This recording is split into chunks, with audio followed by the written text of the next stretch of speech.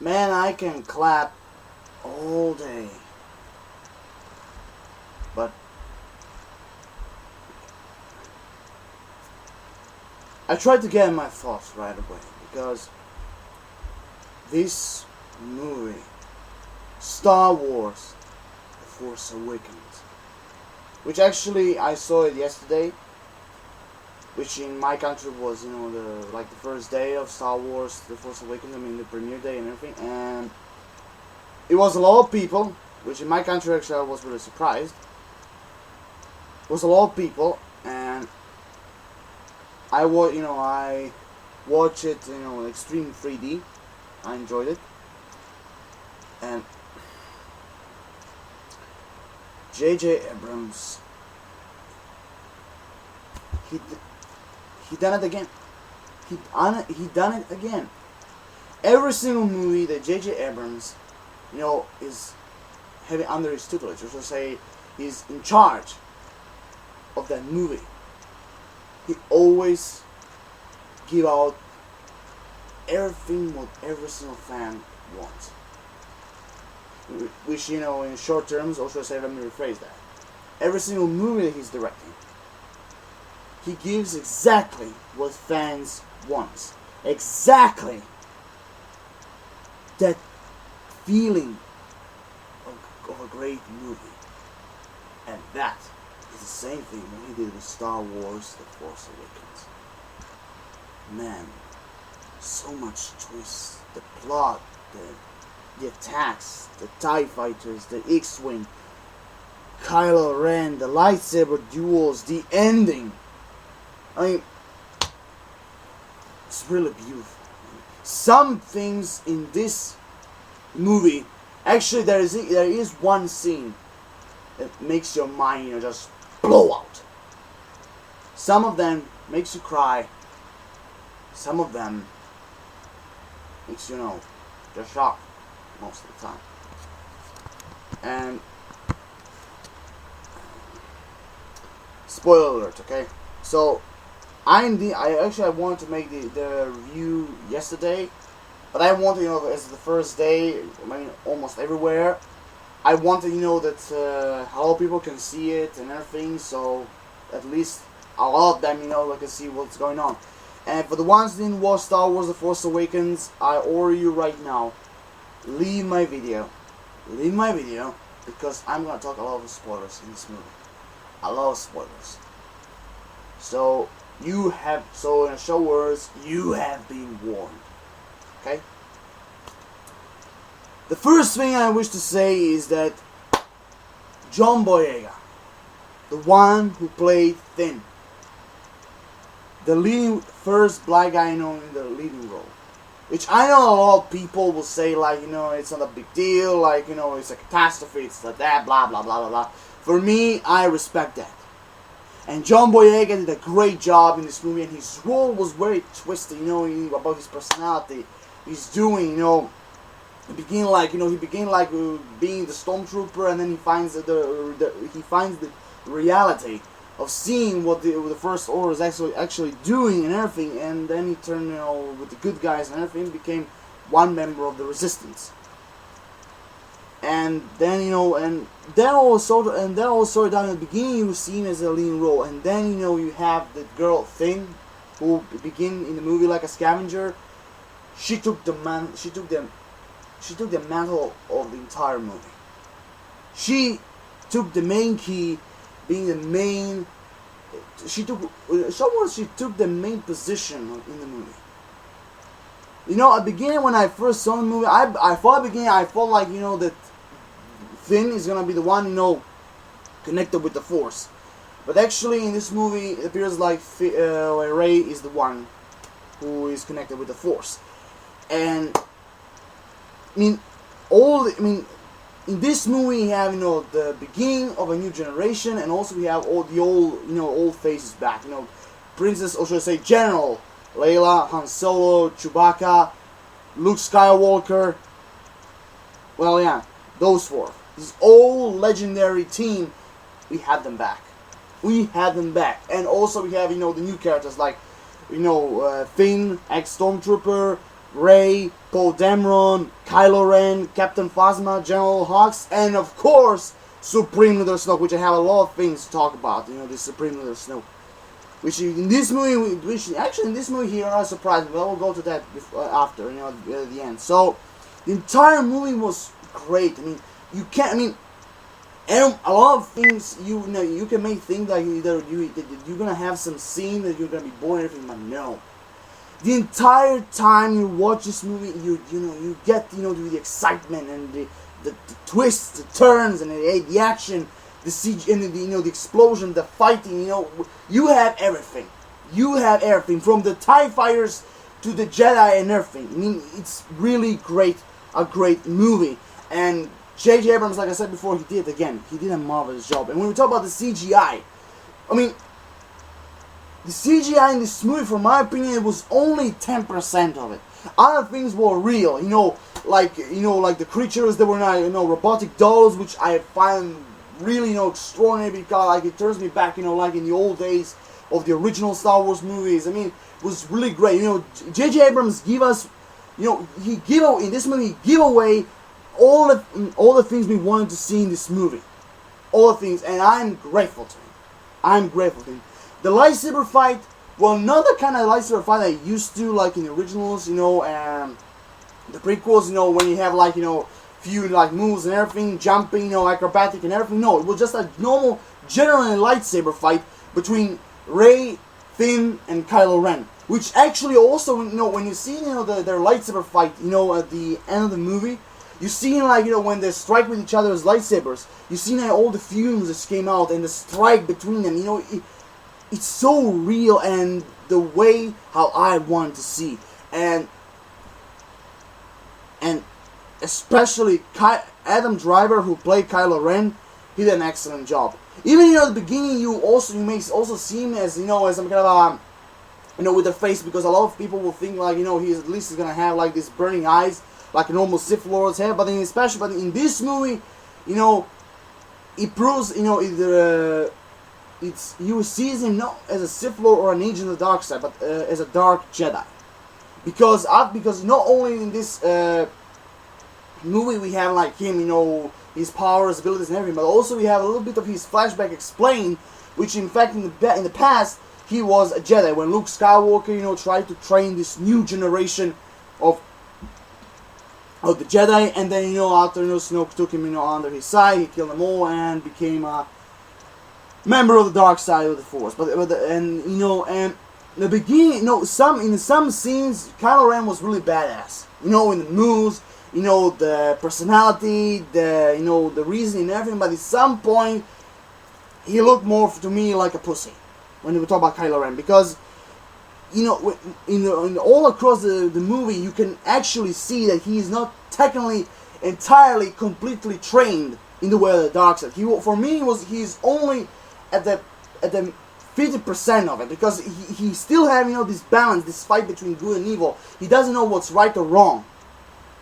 And when I realized in this movie who Kylo Ren really is, going by the name of Ben Solo, the son of Leia and Han Solo.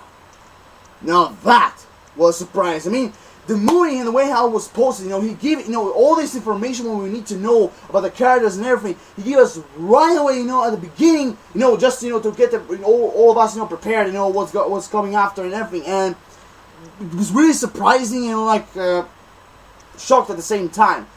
And well, when we talk about the plot of the movie, the entire plot of the movie was at the beginning, people will say the resistance fighting against the First Order, but the entire main plot of the movie is for the search for Luke Skywalker, because it begins the First Order trying to track down this little piece of the map, will show you the location of Luke Skywalker, which actually was in some kind of a planet filled. You see at the end filled with with islands and everything, which actually I remember from the filming.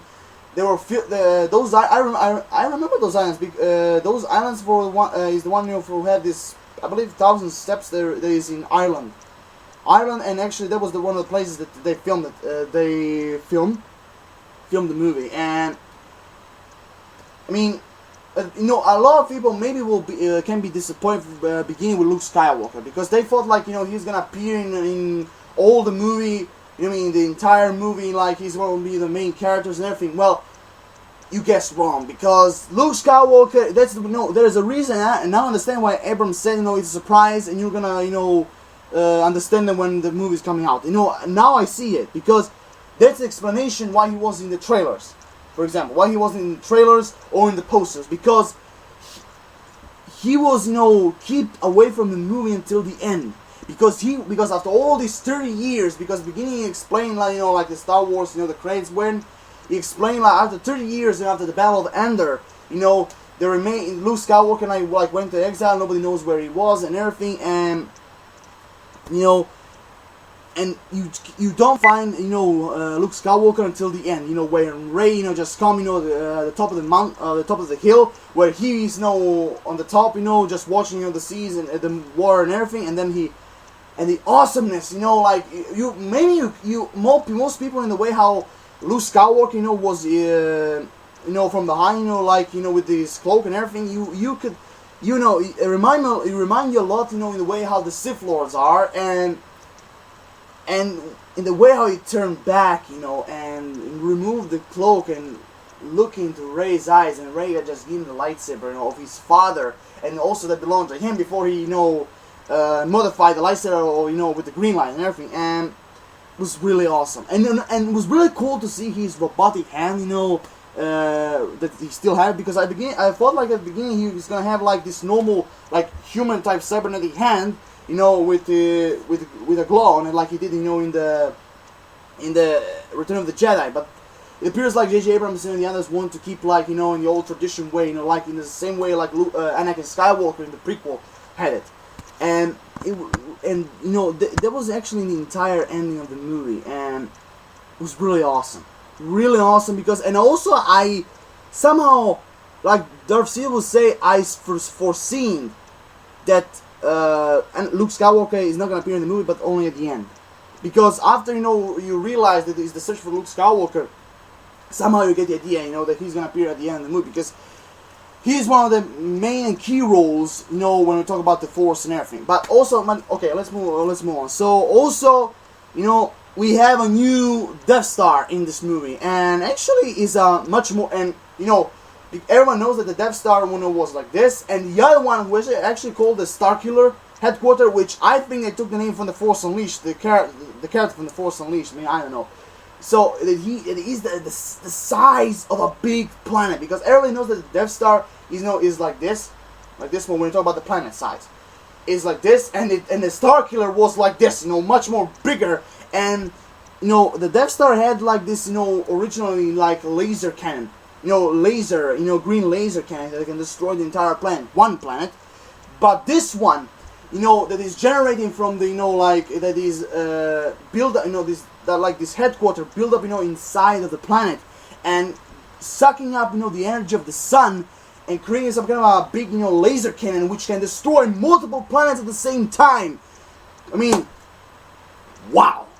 No, now for me I thought like, okay, that is much more frightening than the original Death Star. And and in the end I had to remind that also in this movie have a lot of big sequences like that remind us from the old movie New Hope. For example, like the relationship between Han Solo and Rey can remind of Obi-Wan, the old Obi-Wan Kenobi and Luke Skywalker. Remind me a lot of that. And the the clash between Han Solo and his son Kylo Ren, Ben Solo, whatever. It reminds me a lot of Darth Vader and Obi-Wan Kenobi when they have that last fight. When Darth Vader said like, when you left me, I was the apprentice, but now I'm the master now. That's some terms. And, and by the way, in this movie, something that I admit, I was really moved and sad. And I will admit, I cried. I really cried. we have a death of one of the main characters of the original heroes. Han Solo has left this world, the world of Star Wars, by the hands of his own son, Kylo Ren. Because when they were at the bridge inside the planet, Han Solo tried all his way, not just, turning back from the dark side, give up and come with him at home. Even if you can see the face of Adam Driver, when he take off his mask, you see him as, like he's still confused. Because, like I said, it's only, for my opinion, and when I see him, when he had, these anger problems, when he destroyed the entire, room, the torture room, and the other one, where his officer bringing, like, the bad news about the BB-8 droid and that he escaped and everything. You also see, like, he had these anger issues, anger problems, because he destroyed everything. And in the way when he destroyed the torture room and he's saying, like, guards, guards, and the stormtrooper's like, okay, Kylo Ren is mad. Back off. We go away. Because they knew what was going to happen. So, he is good at lightsaber fights. He's good at that. Also, he's good with the Force. With choking and with bringing the pain and everything. But you can still see that he's still, some point in the movie you can see him as some kind of a, spoiled brat. Spoiled, rich brat. And at some point you see him as a pussy. Because, in the short terms, he's only in the middle of his training. That's why Supreme Leader Snoke at the end say, like, bring Kylo to me. It's time to make his training complete. In some terms, because in that way you can see that he's not totally a dark side user. Which also, when Snoke, give him the order, to go against Han Solo and the others, he said, like, it's all that it's also a test. That test is something that you never faced before. And Kylo Ren, it's like saying, like, that name is no use to me, like, I forgot and everything. But you can see he's talking that Kylo, he was soft in that part. And in some terms he was confused. Okay, so Han Solo, when I talk about his character and everything, he's just on the same level as he was before. He's older, wiser than he was before. But, it's kind of cool because, a lot of things in Han Solo changed. But, his attitude, in the way how he shoots, talks, he didn't change. But got wiser, older, yes. Also, like, Leia Organa, this time, she's not a princess. For C-3PO, she will always be like, a princess. But for the Resistance, she's the general and the leader of the Resistance. And, it's good, and in a way, her personality and everything. And I have to say, like, Carrie Fisher, she grew older, but she's really, hanging up with her age and everything. She's still got, when we talk about her beauty. Congratulations, Carrie Fisher. And also with you, Harrison Ford, because, you really, done it. And everything. And also, both of them were great in the rules, because they played respectfully on the same good old days in the original Star Wars trailer. Good one. And the other thing, what I wish to say is, so, like I said, we have a lot of action and everything. Also, there was only one role. Okay, then we go the other members of the first order. The other one is Captain Phasma. The actress who played, like that girl knight from Game of Thrones. I can't actually remember her name because I only saw her twice. And she played Captain Phasma, which I actually, with her, I was a little bit disappointed because she didn't actually did much more anything in this movie, because we only saw her, I think it was 2 or 3 scenes until Han Solo and capture her and saying, like, where are you gonna put her? There is a trash can or something, like, a trash pipe or something, because, and the way you look at his face, you can also see what he was thinking, like in the first Star Wars movie, the original one, when Luke Skywalker, Chewbacca, and Princess Leia and Han Solo were, in the garbage chute, and then when the walls trying, to squeeze him and everything, that was what Han Solo was thinking all the time. So after that scene, we didn't actually saw her all the movie, so I can't suppose that she's dead. I suppose she's alive and we want to see her again. I mean, so I was a little bit disappointed with her because I thought that I'm gonna see her not like in action and everything. I mean, the voice, in the way how she talked, it was very intimidating, you know, and seeing like, you know, representing herself, you know, with the silver armor and everything, like she's, you know, a bigger officer and everything, you know, that is up, that is higher than anyone. In some sort of terms, I mean, she was really good, but I don't want to see her much more in action, but actually we didn't saw it. And the other one is General Hux. Donald Gleason, who played General Hux, you know, he actually gave his best, you know, to play this like military dickhead, you know, who say like, you know, everyone will bow to the first order and Republic will be destroyed. When he was talking to his soldiers, everyone, and you know, when they blow up all the planets, you know, short terms, congratulations, you play a total dickhead in this movie. But when I have to say about General Hux, it reminds me in the way how he talks, that he looked, the thing, you know, the arrogant talk and everything. It reminds me a lot of Wheeler of Tarkin. So what J.J. Abrams was trying to do, he's trying to make some kind of a reincarnation of Tarkin, or someone, you know, who speaks like him and everything, because, you know, it reminds me a lot of Tarkin.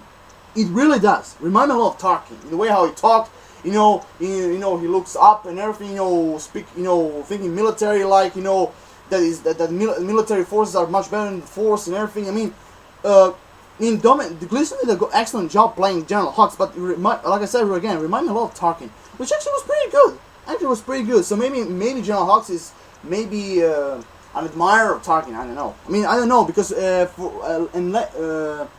we know everything about the other characters, but someone like Captain Phasma or General Hux and the other, minor ones, we don't actually know anything. Also, like I said, in this movie, we have a lot of characters, a lot of great funny moments and everything.